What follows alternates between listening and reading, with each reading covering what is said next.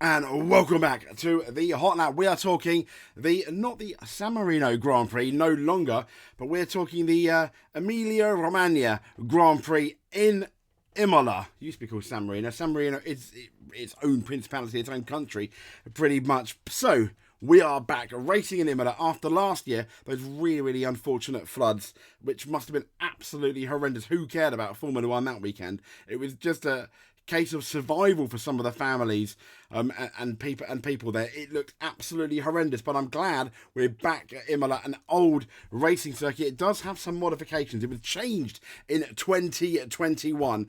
So Imola, let's go on a lap first of all, shall we? And then we're going to be talking about the drivers, etc., looking at the championship.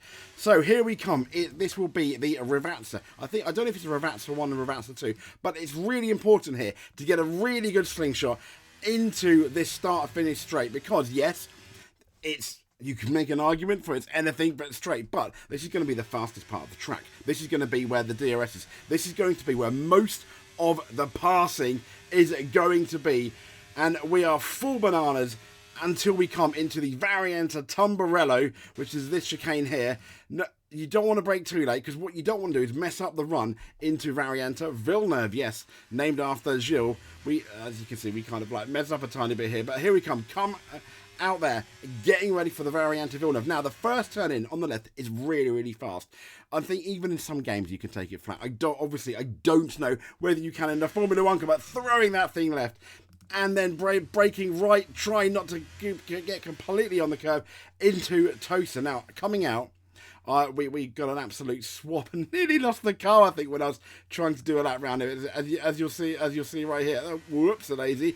There we go. But anyway, now it's up the hill into the into Piratella, which is this really quick, but you do have to dash to brake left hand, and then down the hill into Acqua Minerale, which it always reminds you of Degna 1 and Degna 2. It's nothing like Degna 1 and Degna 2 in Japan, but it's flat. You can almost go flat in the first instance, really hard braking, and then back up the hill for the I think it's the Grazzini chicane. This one, loads of people get wrong. I think we got wrong as well. We brake a bit too late in there, and then you want to take, if you can, all that speed all the way down again to Rivazza, and that's pretty much going to be the lap. You don't want to brake. It's downhill. It's easy to brake late here.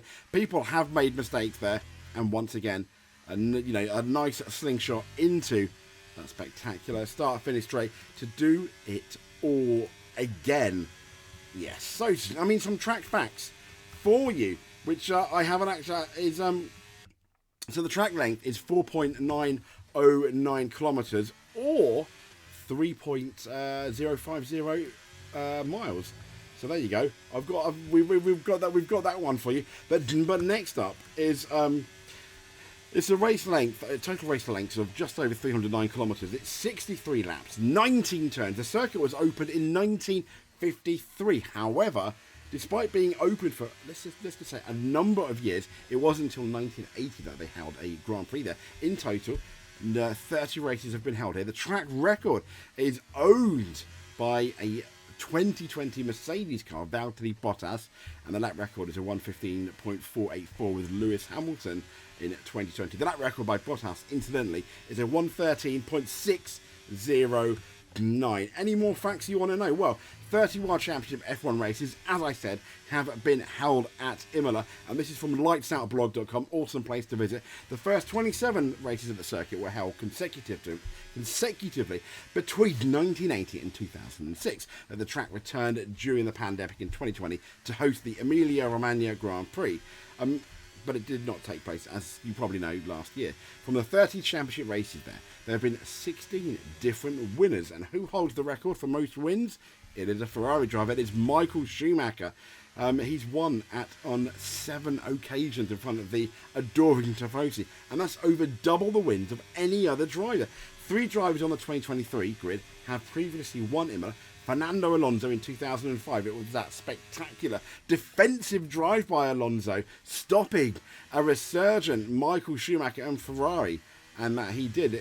But Schumacher got his revenge in 2006 because the situations were pretty much reversed. Hamilton won in 2020, and obviously Max Verstappen in 21 2022. And he became the first driver to record a Grand Slam at the circuit. Now, interestingly, Williams and Ferrari share the record for the most team victories.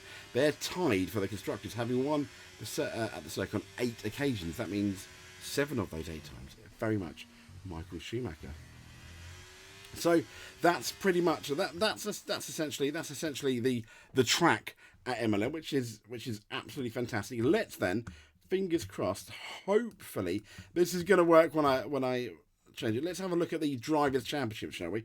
Can we zoom in anymore? Yes, we can. So obviously Max Verstappen leads with 136 points to Sergio Perez, who's pretty much not going to be challenging him. Can Ferrari or McLaren?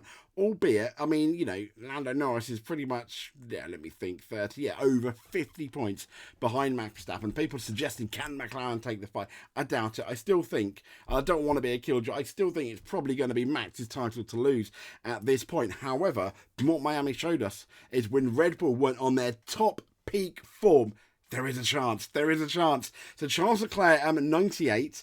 83 points for Lando Norris, 41, 83 for Carlos Sainz, but as well, 41 for Piastri, 37 for George Russell. And you've got to go all the way back to 8th and 9th, 33 and 27 respectively, to look at Fernando Alonso and Lewis Hamilton, who were doing a lot better this time last year. And it's Tsunoda on 14 points, embarrassing a bit Daniel Ricciardo, Stroll on 9, which is not great. I think the points gap between the two, I do believe this time last year would have been even bigger. Oliver Behrman's still there in 12th, and then you have the legend Hulkenberg, Ricardo in 14th, and yes, one of the last points people. Well, there's 2. Then you have Ocon and Magnussen, 15th and 16th, and then 17th, 18th, the 19th, 20th, and 21st haven't scored points. That's Albon, Zhou, Gasly, Bottas, and Sargent, which means when we go to the teams championships, obviously Red Bull, Ferrari, McLaren, Mercedes, and then Aston Martin, RB, Haas, Alpine, no longer looking like last. They scored that point at the last race. It's Williams and Kick Sauber. That basically need to very much improve. So let's have a look then. Now we're here at let's have a look at the drivers, shall we, and how well we think they're going, and how well they should be doing. I mean, it's been, well, let's get into the Haas lot first. I mean, first of all, it's Magnussen, the naughty man from Miami. I mean, this guy, oh dear, an absolute shocker in Miami. Lots of penalties. People saying he's dirty. We had a video out saying, is this man actually? He did go too far. And he's close to a race ban. Now, here's the interesting thing. I don't think he will continue. But if he does continue his behaviour, will the stewards have the guts to give him a race ban? I hope so. If he continues that behaviour. I mean, we all like hard racing, but I think Kevin Magnussen was over the limit in Miami. It did help this guy here score a point in the sprint race in Miami, very much so for Nico Hulkenberg. However, this guy's now off to Audi, so you have to wonder, as we kind of said in Imola, not in Imola, at the last race in Miami, you have to wonder, are Haas now going to put all their eggs in the Magnussen basket? And is Magnussen, though, even going to be a Haas next year? We know Hulkenberg obviously isn't, so I think that potentially could be quite interesting.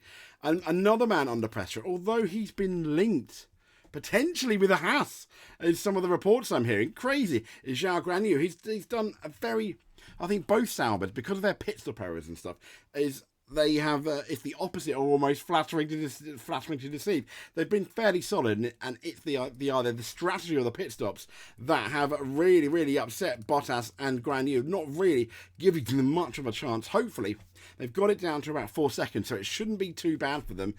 But that midfield pack, if they want to get those points, it's so close. So next up, we've got the Visa Cash App RB, and it's a certain Daniel Ricciardo. Yes, under pressure, yes, not so much so as he was in China or even Miami. We had that excellent sprint race. But, once again, I mean, what you saw in the Drivers' Championship, he is lagging. He's lagging very much behind his teammate, Tsunoda. So, Ricciardo needs something, and Tsunoda just needs to keep doing what he's doing. But he had a bit of a mare at the sprint race, didn't he? So, yeah. But Yuki Tsunoda still very much the number one in that team. But I do think it can change over the next 2 weekends. We've got Imola, which is a classic track, and then we've got Monaco, and Ricciardo's a Monaco specialist. But Imola, I think, will be close. I think. So next up, we got Logan Sargent. Well, we all said this could be his last home Grand Prix at Miami. Him and Kevin Magnussen came together. A lot of people thought, no, it wasn't really Logan Sargent's fault. Once again, he's a man constantly under pressure. He's constantly near the back, albeit he did out-qualify Albon at the sprint race, which was really good and really solid, really solid. I think from what I remember, one of Albon's times was deleted. That's why, but still. And talking about Albon, once again, sort of like, compared to the last 2 years at Williams, this has been really disappointing. At the beginning of the year, you heard, and I've kind of always said this in the preview, but you've heard, people are talking about Alex Albon. People are talking about Alex Albon and potentially Red Bull and potentially that Mercedes seat. Maybe even the Sauber Audi seat. You don't hear that anymore, do you? Which kind of means is, they say you're only as good as your last race. He's kind of the forgotten man at the moment, isn't he? In terms of that, which is really, a bit sad. So here we have I think the number one driver currently in Alpine is this guy, and he scored a point. And there was a lovely picture, I think, of Lewis Hamilton congratulating Esteban Ocon on scoring that point in F1. He has really, really shown up this guy here, his teammate, and that is a certain Pierre Gasly.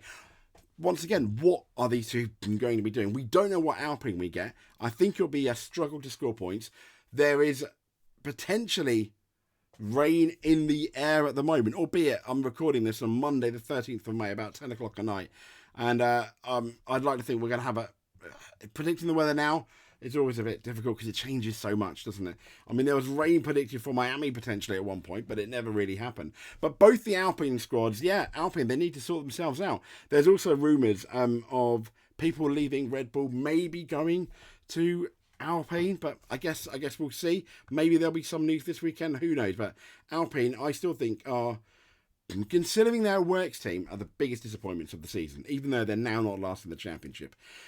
Talking about disappointments, we have this man here, Lance Stroll. Alonso's once again shown him up. He is very much the weak link in Aston Martin. He either gets good or gets out. Lots of people think he should get out now. He's had his chance, and he's had more than his chance. And it's kind of like, year on year, we don't see an improve, and now and again he pulls out a really good performance, but then it's back to Lance Stroll. It's back to not Super Stroll. It's back to Lance Stroll again, which is kind of like a bit of a shame. And we also have his teammate Fernando Alonso. What can he do in Imola? He's won it before, as we said. I think his Aston will go quite strong at Imola, but maybe not as strong as this guy here, who was absolutely fantastic during the race until obviously there was that incident with Carlos Sainz, who I think got a bit angry, if I'm honest, down at the race. But important thing for Piastri is that he gets those McLaren upgrades.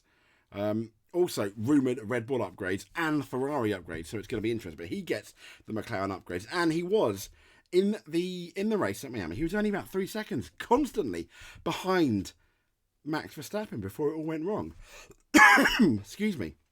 So he does have the pace. And this guy here, yes, Grand Prix winner Lando Norris. He's finished on the podium, I think, on at least 2 occasions. So I think a lot of us are expecting good things from Imola, but there's a few things that may put the kibosh on that, and one of them is the fact that Ferrari are expecting a fairly big upgrade at Imola. So what can Carlos Sainz and Leclerc do? Sainz under, I think, a tiny bit more pressure in a way, because he's slowly now at the moment being outshone by Charles Leclerc, but not to the point where you think where you go into a weekend and think he's going to get beaten by Sainz. It's still so close. I think anything can happen, and Carlos needs to drive for Carlos. Let's be honest. Yes, he was a bit aggressive, I feel, with Piastri at Miami, but still, I think he's going to have a solid weekend, and it's going to be really close between him and Leclerc, to the point where I think You almost say the cars are track specific. I think these two are so close, it can be track specific as well into who's going to do well. I still feel Leclerc is just the better driver, but Carlos Sainz has had an absolutely amazing first few races of the season, and I think he was going to be a hard man to beat. So some could argue, is it Leclerc is going to be under more pressure? He's clearly the number one in Ferrari. They've chosen Charles Leclerc, so the expectation is he needs to beat Carlos Sainz, and this is one of Ferrari's home Grand Prix, so it's going to be interesting. Now, Mercedes, they had that slight upgrade package in Miami. It just didn't work, did it? It didn't work. And both George and Lewis had very average weekends, albeit I thought I thought Hamilton did do some absolutely spectacular moves. So I think Mercedes, who knows? This is the thing. Who knows what Mercedes we're going to get? And it changes from session to session. I expect them to do in the points. I expect them to be fairly solid. Up front, I'm not too sure. And as we said, Red Bull, they will be having upgrades. They are going to improve. And you've got to say, Verstappen, probably the favourite to win the race. Second, maybe Perez, or maybe a mixture, I think, between Perez, one of the Ferraris, or one of the McLarens. I do feel it's too close to call. But once again, you can't not say Verstappen is potentially one of the favourite people to win. Which, but Miami was really, really refreshing. And I think if Verstappen did win, it wouldn't be the end of the world, because there's always Miami, there's always Australia, and Carlos Sainz and Lando Norris. So what time is the race on, I hear you ask? What time? Well, UK time, we've got the race on at 2 o'clock. The race is on at 2 o'clock. And then we've got qualifying. And then we've got is on at 3 o'clock. And then, but if you want to watch on the Friday practice, 12:30 to 1:30, 4 till 5 on the Friday the 17th of May. Practice 3 is 11:30 to 12:30. Qualifying is on the Saturday, of course, 3 o'clock till 4 o'clock. It's fairly late in the afternoon, with the race starting at 2 o'clock as well. That is it for the Emilia Grand Prix preview. Who's going to win? Well, I've already said I think it's going to be Verstappen, but I'm hoping it's going to be, I really hope it's going to be a tiny bit closer than that. If you like what you see, please give us a subscribe, give us a like. If you do one of them, that's amazing. Just the fact that you've watched it is enough for me, really. But if you want to like and subscribe, I'd see you as definitely a current Formula One world champion, in terms of right up there. You'll be a hero. See you soon.